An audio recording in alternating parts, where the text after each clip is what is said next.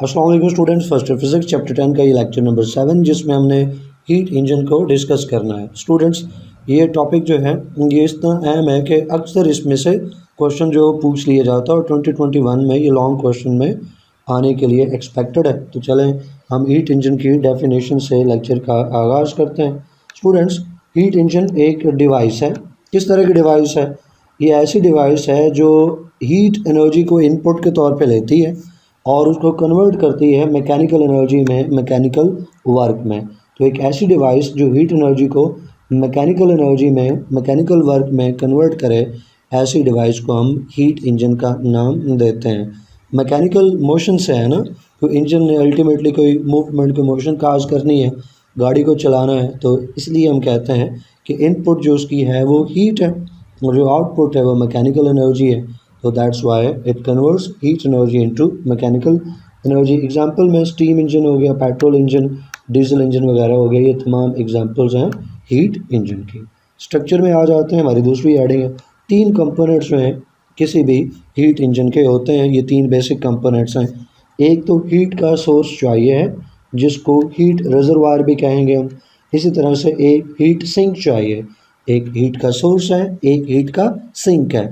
Heat source को heat reservoir कहेंगे और हीट सिंक को कूल्ड रिजर्वायर कहेंगे क्योंकि उसका टेम्परेचर कम होता है। कूल्ड रिजर्वायर का आगे हमने पढ़ना है। जो हीट सोर्स है, हीट रिजर्वायर है, उसका टेम्परेचर ज़्यादा, तो हीट सिंक का, कूल्ड रिजर्वायर का टेम्परेचर लो होता है। और इसके साथ एक तीसरी चीज़ है बच्चे, वर्किंग सब्सटेंस।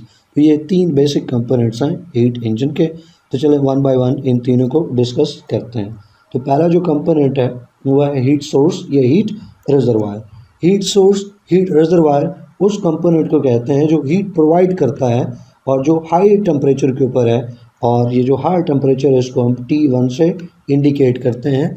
ये याद रहे, ज़हन नशीन हुआ है कि T1 और T2 लिखा होगा तो 2 1 से बड़ा होता है, तो कोई बच्चा ये कन्फ्यूजन ना क्रिएट कर ले कि 2 अगर बड़ा है तो T2 बड़ा होना चाहिए था। ये ऐसा नहीं है। T1 जो है, जो कि हाई टेम्परेचर रिजर्वायर के लिए हम रिप्रेजेंट करते हैं उसको T1 से, तो T1 हायर टेम्परेचर है और T2 जो है वो लोअर टेम्परेचर होगा। तो हीट सोर्स या हीट रिजर्वायर वो कंपोनेंट है जो हाई टेम्परेचर पे होता है और जिससे हीट निकलती है और वर्किंग सब्सटेंस में दाखिल होती है। तीसरा कंपोनेंट है ना वर्किंग सब्सटेंस। तो आप यूँ भी कह सकते हो कि वर्किंग सब्सटेंस जिस कंपोनेंट से हीट को डिराइव करता है, जिस कंपोनेंट से हीट को लेता है, वो कंपोनेंट हीट सोर्स या हीट रिजर्वायर कहलाएगा। T1 से इसको इंडिकेट करेंगे और इसको हम हाई टेम्परेचर रिजर्वायर यानी HTR भी लिख सकते हैं, बोल सकते हैं। दूसरा कंपोनेंट है हीट सिंक या कूल्ड रिजर्वायर। तो सोर्स से हीट निकली, हीट के साथ जो सोर्स का वर्ड आया वो इसलिए कि वहाँ से हीट निकल रही है इनपुट के तौर पे और फिर वो वर्क डन में कुछ हिस्सा उसका कन्वर्ट हुआ और जो रिमेनिंग हीट है जो वर्क डन में कन्वर्ट नहीं हुई वो भी तो किसी खाते में जानी चाहिए ना, उसे भी कहीं जाना चाहिए। तो हीट का वो पार्ट जो वर्क डन में कन्वर्ट नहीं हुआ और रिजेक्ट हो गया है, वो उस हीट को एब्जॉर्ब करने के लिए हीट सिंक या कूल्ड रिजर्वायर दूसरा कंपोनेंट इस्तेमाल किया जाता है।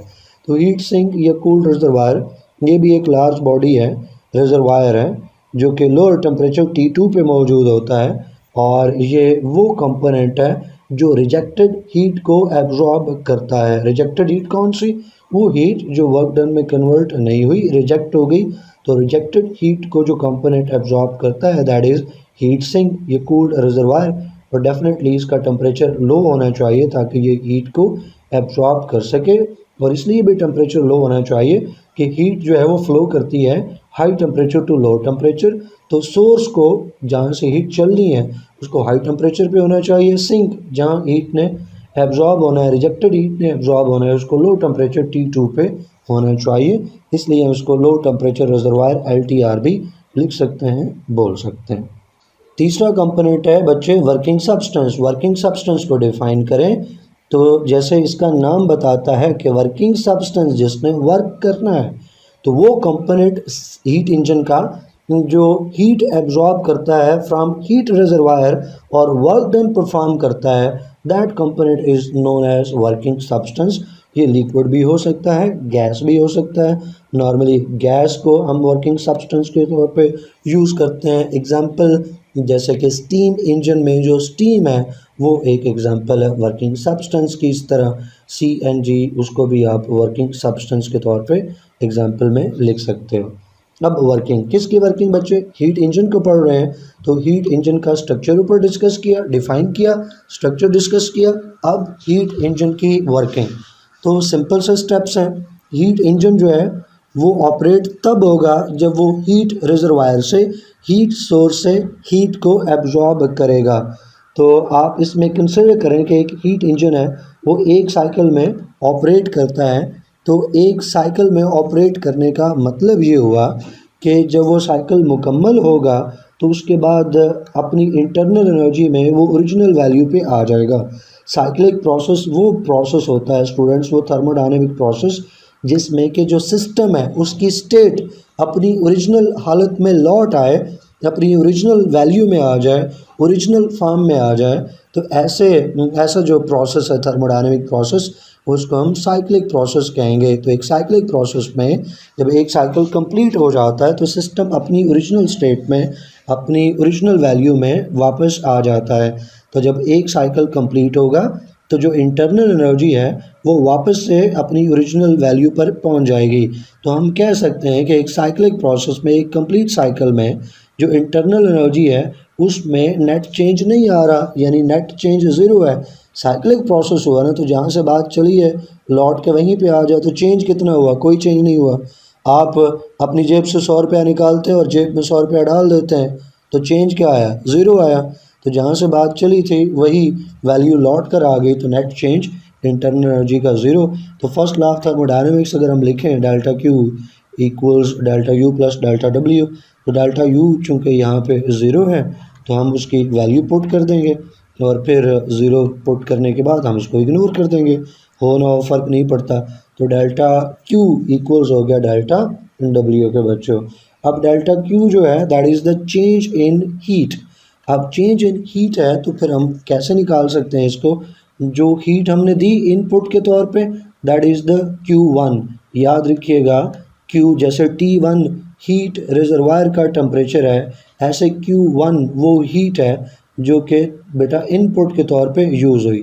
अब जो इनपुट के तौर पे यूज़ हुई, जो एब्जॉर्ब हुई वर्किंग सब्सटेंस ने हीट रिजर्वायर से, जो हीट एब्जॉर्ब की दैट इज़ Q1।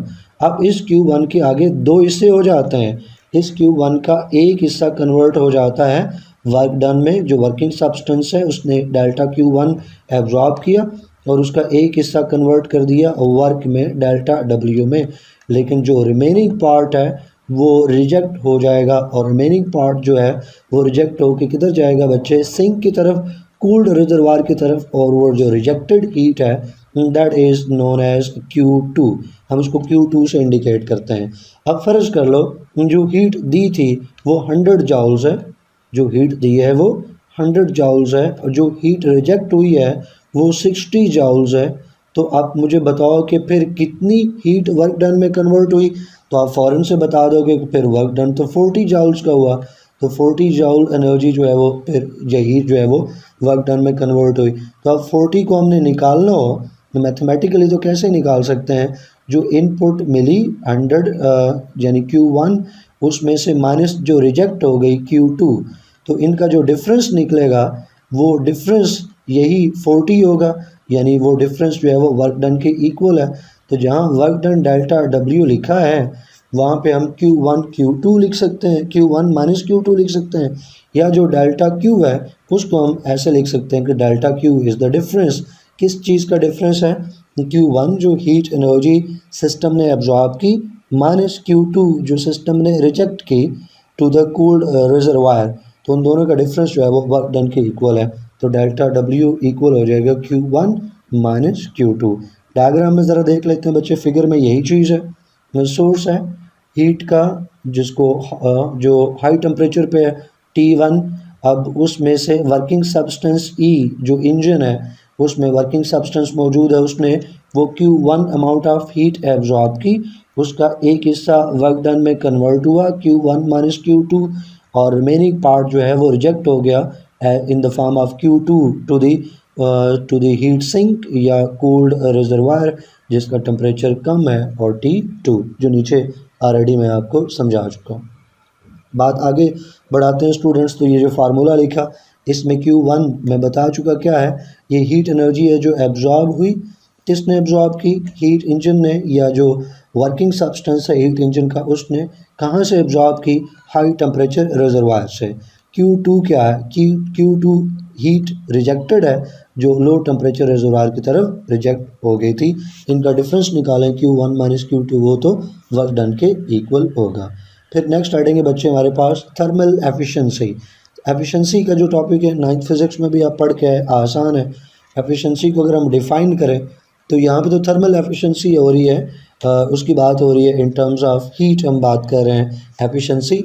वगरना जनरल बात करें एफिशिएंसी की तो वो ये है कि आउटपुट डिवाइडेड बाय इनपुट, ये आउटपुट की इनपुट के साथ रेशो है। आउटपुट डिवाइडेड बाय इनपुट, ये रेशो आप कायम करेंगे तो ये क्या कहलाती है? एफिशिएंसी। यानी कितनी इनपुट दी थी उससे आउटपुट कितनी मिली, तो output divided by input, that will be called efficiency. यहाँ पे भी ऐसे ही है कुछ। तो जो थर्मल एफिशिएंसी है जिसको हम ईटा से रिप्रेजेंट कर रहे हैं किसी इंजन के लिए, तो बच्चे ये है रेशो किस चीज़ की? Output to input. अब आउटपुट क्या है? आउटपुट तो मैकेनिकल वर्क डन है। तो जैसे कहा कि ये रेशो है किस चीज़ के बच्चे? आउटपुट जो है वो वर्क डन है, मैकेनिकल वर्क डन। तो net work done delta W, और जो इंजन ने किया, और इसकी रेशो क्या होगी? किसके साथ रेशो बनाएंगे? रेशो बनाएंगे इसको इनपुट के साथ, और इनपुट क्या थी? इनपुट थी डेल्टा Q1, हीट जो एब्जॉर्ब हुई हर साइकिल में या किसी एक साइकिल में। जो हम एफिशिएंसी निकालेंगे वो क्या होगी? Total work done divide by the heat energy absorbed. Mathematical form में यही चीज़ आ जाएगी। अब मैथमेटिकल फॉर्म में फिर दो हिस्से हैं, एक इन टर्म्स ऑफ हीट और एक इन टर्म्स ऑफ टेम्परेचर, एक ही कंसेप्ट है। तो दो जगह हम इसको क्यों लिख रहे हैं, दो दफ़ा क्यों लिख रहे हैं? क्योंकि न्यूमेरिकल्स में हमें ज़रूरत है, कहीं हमें टेम्परेचर से एफिशिएंसी निकालनी होती है, कहीं हमें हीट से एफिशिएंसी निकालनी होती है, और कुछ न्यूमेरिकल्स में हमें हीट और एफिशिएंसी दी है तो हमने टेम्परेचर डिटरमिन करना होता है। लिहाजा आपको जो है दोनों एफिशिएंसी वाले फार्मूले पता होने चाहिए, in terms of heat and in terms of temperature.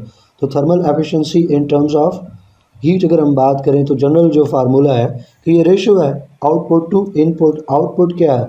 Work done by the engine, और इनपुट क्या थी? Heat absorb by the engine. तो आउटपुट वर्क डन है delta W, heat absorb Q1, तो delta W divide by Q1। अब अभी ऊपर हम डिस्कस कर चुके कि डेल्टा W जो है उसको हम Q1 माइनस Q2 लिख सकते हैं। तो यहाँ पे भी आप वो हटाएं और उसकी जगह Q1 माइनस Q2 लिख दें। अब देखो अब ये कॉमन डिनोमिनेटर हो गया तो इसको अलग कर सकते हो। ये जो Q1 है उसको ये डिनोमिनेटर अलग दे दो, और जो Q2 है उसको ये डिनोमिनेटर अलग दे दो, बीच में माइनस का रिलेशन रहेगा। तो उसके बाद आप क्या कर लो कि पहला जो पार्ट है, पहली जो फ्रैक्शन है Q1 से कैंसिल, उसकी जगह 1 आ जाएगा। तो 1 minus Q2 divide by Q1। तो ये भी फार्मूला है एफिशिएंसी का, ये इस्तेमाल कर लो तो भी आंसर वही आएगा, ये इस्तेमाल करो तो भी आंसर वही आएगा, ये इस्तेमाल करो तो भी आंसर वही आएगा, ऊपर वाला इस्तेमाल करो तो भी आंसर सेम ही रहेगा।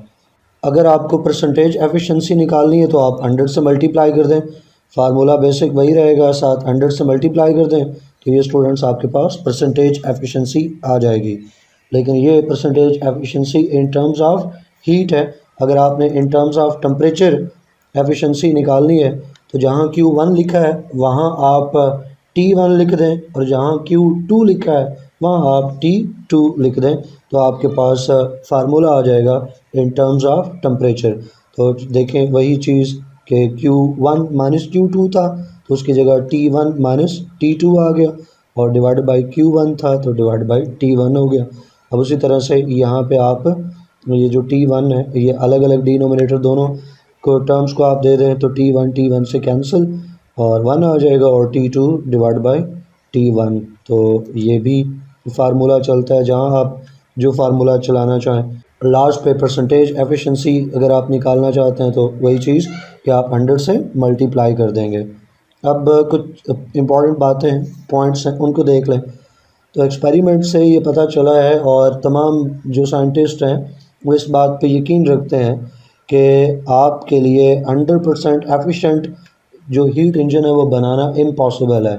It is impossible to construct 100% efficient heat engine, नामुमकिन है। लाजमी जो है वो लॉस होगा। एफिशिएंसी कभी भी 100% नहीं हो सकती, हमेशा 100% से कम रहेगी। और इसकी वजह क्या है? इसकी वजह यह है कि भाई हमेशा हीट लॉस होगा।